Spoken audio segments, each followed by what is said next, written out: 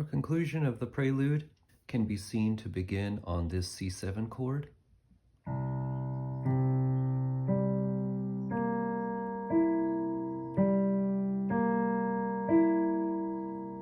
You'll have a left-hand octave starting on low C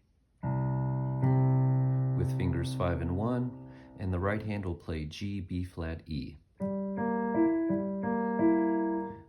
Of course, play finger 2 on the B flat.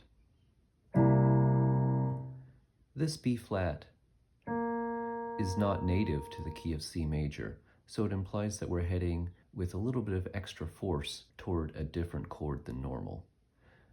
C7 chords always want to go to F, and like I said in a previous episode, whether they do that or not is a different matter, but they do always want to go to F, and in this case, this chord does.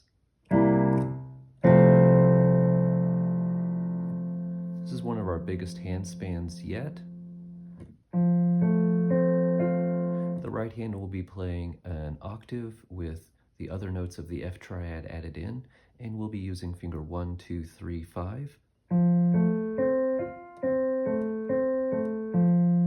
That'll be the first keys of this measure for the right hand.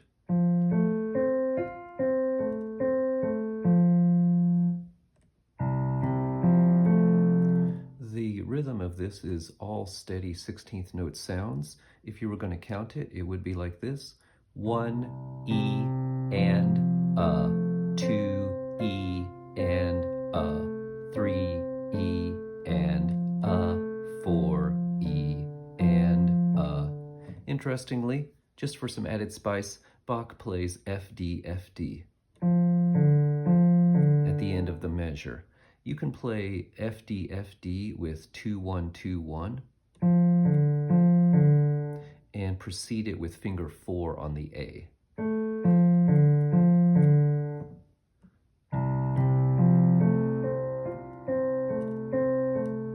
So you can go that far all in one hand position, then do a comfortable squeeze in on your hand, put finger 4 on A, and you can play A, F, D, F, D very easily.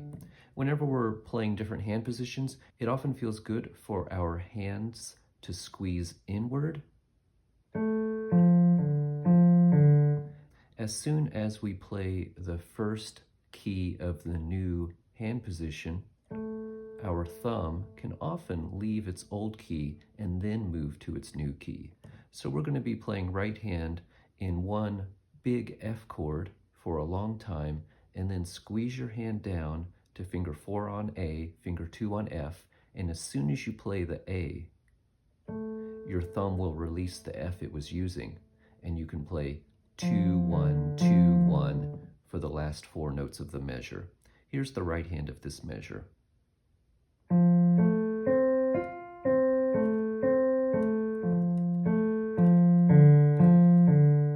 It's good to stop on the first note of a new hand position to make sure you're still holding the note of the old hand position if necessary, so that you can have a clear and beautiful legato and not have an awkward hop, which will be harder to play fast and also make a less pleasant sound.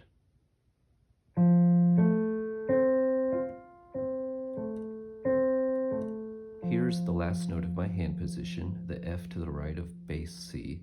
I'm going to squeeze my hand in. I'm still holding F this whole time. I play the A with finger 4, and then I finally release the finger 1 from the F. You need the different parts of your hand to be able to move somewhat independently, so that whenever you are shifting your finger 4 to the A, the finger 1 is still able to hold its F down until the last possible moment.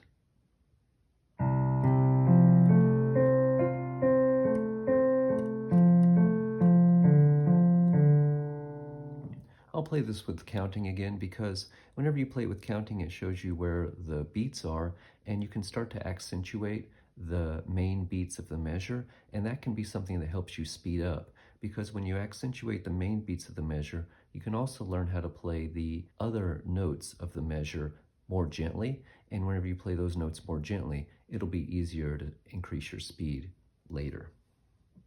1 E and A.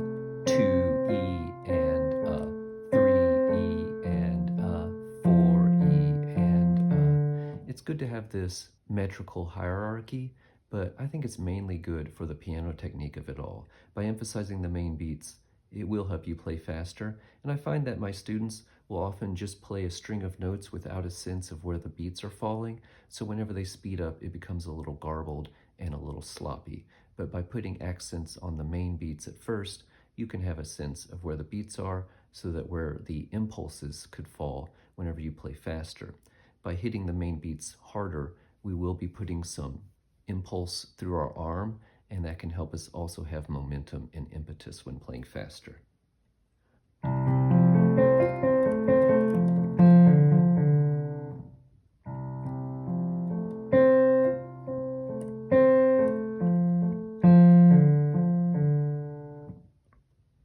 Let's back up to the C7 chord from before. Because the position of this F chord is so different, it'll be good to practice this pairing of measures for a pretty significant amount of time.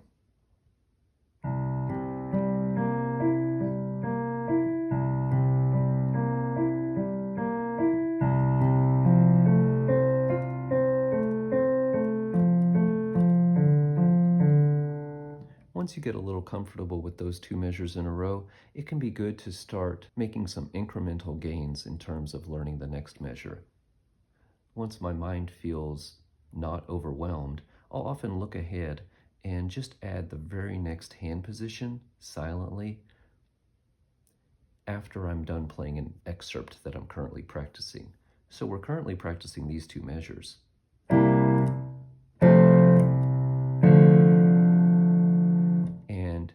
Each time that I'll play those two measures, from now on, I can start to place my hand on the next positions without actually making any sound. And that will start to teach me the transition. Here again is these measures played as blocks.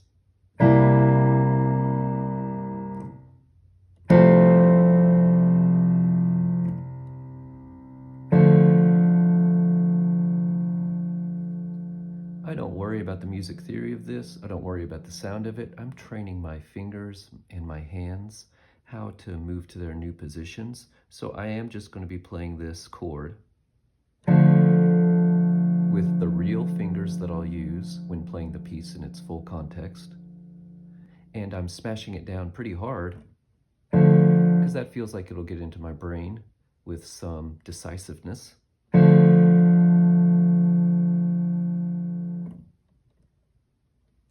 And I expect that will train my hand positions pretty quickly because this piece is harmonically based.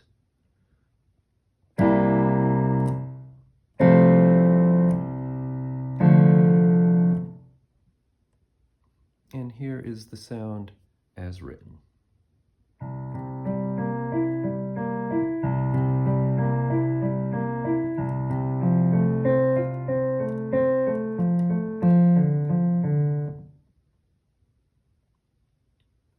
The next measure will continue our low C pedal tone, even though it'll be dissonant with the G7 we'll need now. So the left-hand thumb has moved from bass C down to B to the left of it. Here are the right-hand first notes.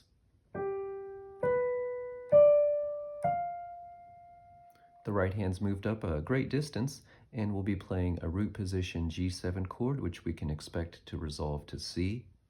Finger 1 on G, finger 2 on B, finger 3 on D to the right of treble C. Don't use 4. There's no need to use 4 in this context.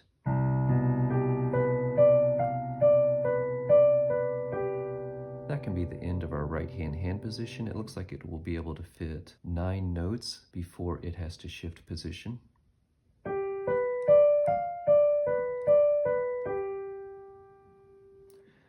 Whenever you have your hand in a position, you can often just think of what fingers you're going to be playing. You could wiggle those fingers in the air, and you could also think of the finger numbers while you're playing. Just plant your hand and get ready. Don't think G, B, D. I'm speaking with a funny voice to try to be mocking.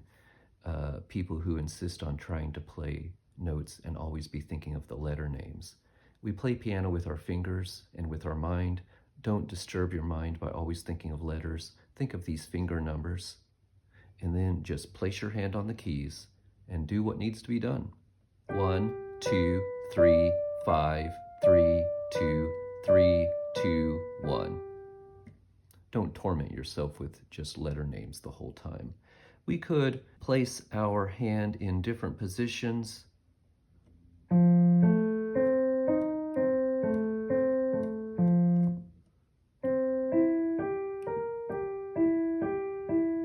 Different seventh chords. And just practice our 1, 2, 3, 5, 3, 2, 3, 2, 1 finger pattern. If you did this without purely transposing things, without adding the black keys that the different tonalities would need, it would still be useful. You could just think of these finger numbers and do them all over the piano, and it'll still make your fingers wake up and be ready to play these keys in this order. To take these finger patterns a step further, we can go up the keyboard with them. Again, even if you don't use the black keys of pure transposing to different tonalities, it'll still be useful to wake up your fingers. Here is 1, 2, 3, 5, 3, 2, 3, 2, 1, up the notes of the C scale.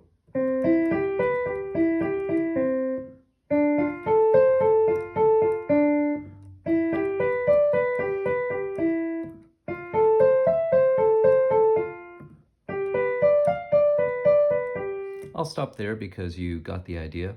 Jazz musicians practice their finger patterns this way a lot. If I remember correctly, I think they call them digital patterns. So we could be practicing like jazz musicians now. Whenever you make hand exercises out of your pieces, you reduce the need for exercises out of books. So whenever you practice your digital patterns this way, you might not need Hanon's virtuoso pianist anymore, which I think is a good thing. Here is another way to practice your digital pattern. Reduce the stretches between fingers and just get in 5 finger positions.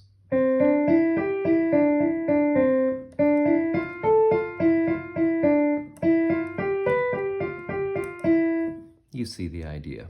Continuing with this next to last measure, we will have our left hand playing a C and then a B, and then the right hand playing the G7. Now after this, we have a leap of a sixth. The next keys are a B and a D.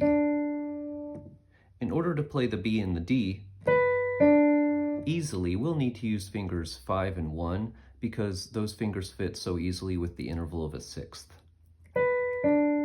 So we're going to use the squeezing in technique that we did in the previous measure to get finger 5 onto the B key. Remember that you'll need to keep the thumb held down until you play the B, or you'll have a hop in the positioning, your hand won't develop the independence between fingers that it needs, and you won't be able to do the position transition smoothly. Here's our thumb. Keep it held down. You can freeze here to learn the position change. Squeeze your hand in and put finger 5 on B. At this point, you can still freeze because you're going to want to make sure that your thumb only releases when you play finger 5 on B, not before. Now, once finger 5 plays, then the thumb is released to go into its new position, the D. You can just practice the last finger of the old hand position, the first and second finger of the new hand position, and you'll practice this transition.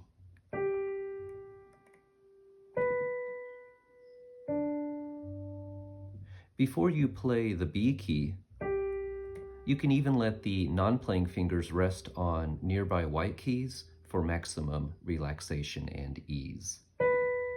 All right, now that we've done the interval of a sixth, we're going to naturally have the opening between finger 1 and 2 here while we're playing B and D.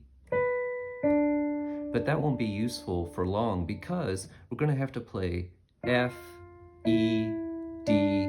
So our hand will squeeze in very slightly to play finger 3 on F, finger 2 on E, and finger 1 on D again.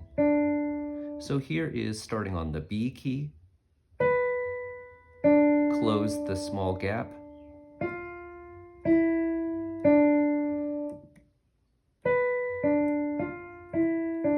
as soon as you play finger 1, you can pull your hand over. Your finger 1 could actually play very slightly sideways and pull your hand together to close that gap between finger 1 and 2. Here's the entire measure for the right hand only.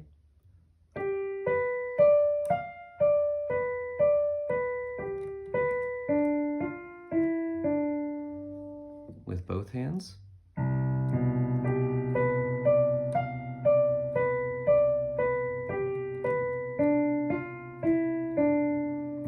Now, to play the chord, we'll be using E, G, and C. And because your finger 1 was just playing D, if you want to have the possibility of playing legato, you'll need to play this chord with fingers 2, 3, and 5. So it could feel like a stretch. Here's the final chord of the prelude. I'll start back on that B again.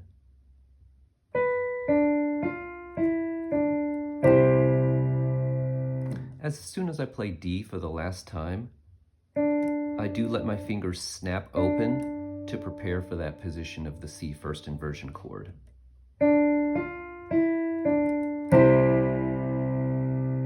If the C first inversion chord feels like too much of a stretch for you and you don't really like it, as soon as you play it, you can do finger substitution to not hold the stretch for very long at all.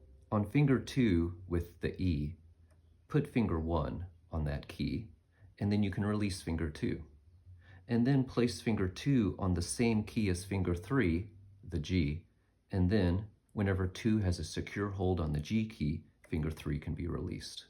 So with those two finger substitutions, you don't have to hold the stretch of 2, 3, 5 for long.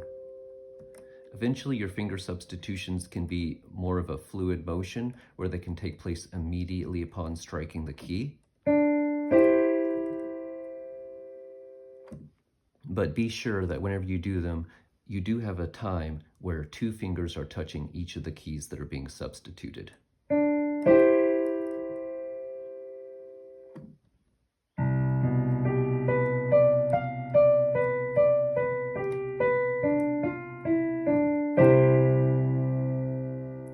To do the entire final phrase, we'll start with our C7 chord from before, play our F chord in the right hand that does go down to 4, 2, 1, 2, 1, then flies up to the G7 chord, and then we get to play our tonic chord to finish. It's been a long journey. I've enjoyed it. I hope you've enjoyed it too. Here's the final phrase of our Prelude in C by Johann Sebastian Bach.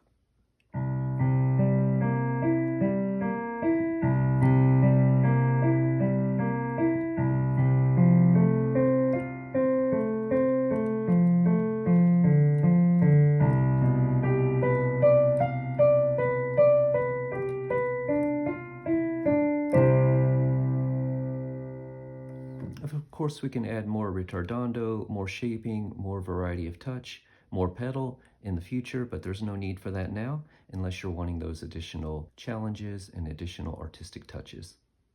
I'll see you later whenever we practice the complete sections of the piece with random order and test our memory and our recall and our accuracy.